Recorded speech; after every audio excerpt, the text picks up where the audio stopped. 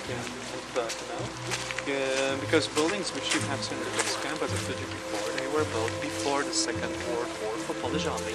That's why they look so solid. Birkenau was built during the war by the prisoners and for the prisoners.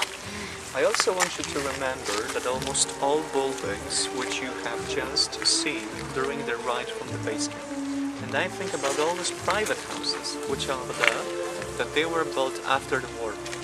Because when camp functioned, Nazis set up camp interest area.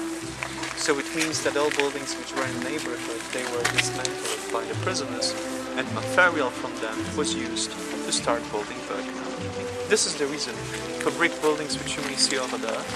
And generally speaking, we may say that the Nazis planned that all buildings here would be brick. That was their plan, but they didn't have enough bricks from those houses. And that one, the rest of the buildings were wooden walls, which are wooden.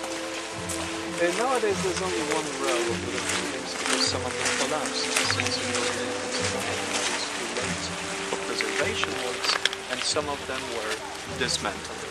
Did they have any poison gas chambers and everything? Here, we may say that 90% of Jewish people who were killed in Auschwitz Birkenau were killed here.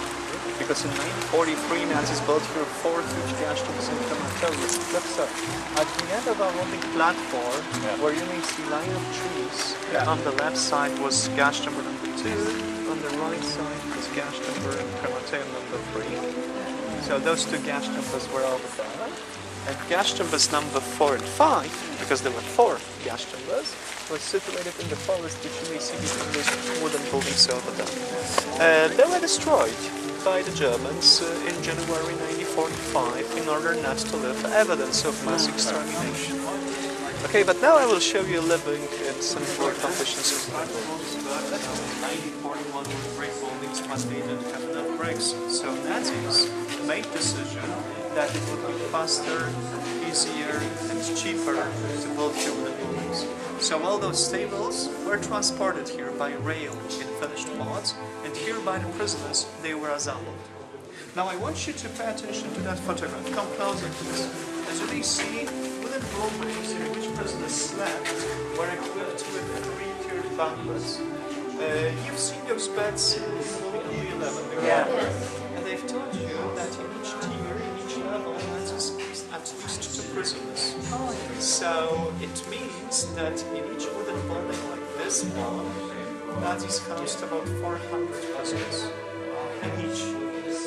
Now try to imagine how fun and stuff it was here in summertime, because the door was locked, there were no windows to air this room, because we cannot call them windows. There were wooden frames with glass, so only light could enter them. Of course, you may say that there was less in summer with those beds, but it was because of the winter.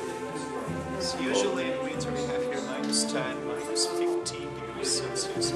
And the truth was that despite the fact that there was a heating system, can you see those stones which it was? So those buildings were unheated. So very often temperature inside of this building was almost the same as it was outside. And prisoners were only in their camp uniforms. What's more, many survivors stated that the highest level was the best place to be. And not only because of the fact that there was more room and more air, but because of dysentery. Because those prisoners who were suffering from starvation, they really couldn't control themselves.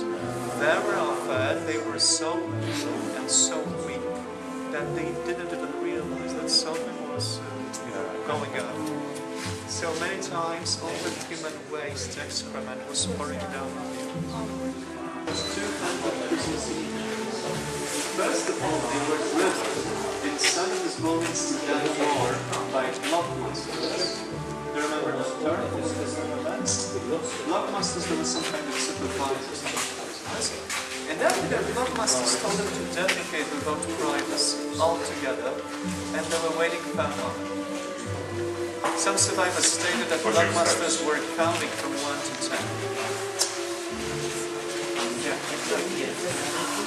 So after that was ordered to stand up, go to the washroom, wash yourself, and to go out of this building. That's it. historians say that less than 1 minute prisoners could spend in the toilet. So it wasn't enough, especially when you realize that there was no soap, no towels, no toothbrushes, no toilet paper, and not enough water. Now what's even more, there was no running water here. Water was brought and washed from the local river. The same water for hundreds of prisoners. So it's reason for various diseases. And what about human excrement? There was a group of the prisoners, and they were called Scheiße Kommando. Forgive me of no words, because in English it means shit. Scheiße means shit. So those prisoners, they had to pick up excrement into the metal containers and get rid of them. Because nowadays we would say it was awful job, dirty job, stinky job, but it was good to be in that group. Due to a few reasons. Like, firstly, it was work indoors. So they were protected from rain, from snow and from wind. What's more, they had unlimited time for toilets. It's very important. And the biggest advantage was that horrible smell, that odor. Because of that odor, guards didn't want to spend time there. So it's good to be in Scheiße Kommando to avoid assessment. Yeah. And what's even more, in other places, like, let's say, when prisoners were forced to work at fields as farmers, for instance, very often they were beaten to death. And no one punished guards for killing prisoners. No. We may say that guards, they had unlimited power. So, as you may see, it was good to be in this group. It's good to be in Scheiße Kommando. So, Javan, I wish we would have more time for our meeting. Auschwitz, it's a huge subject, it's a huge topic. It's, you know, to be honest, it's impossible to show you all places, to tell you all information, all testimonies. Within even one day, it's huge. But if I manage to interest you more in that subject, you may visit our website.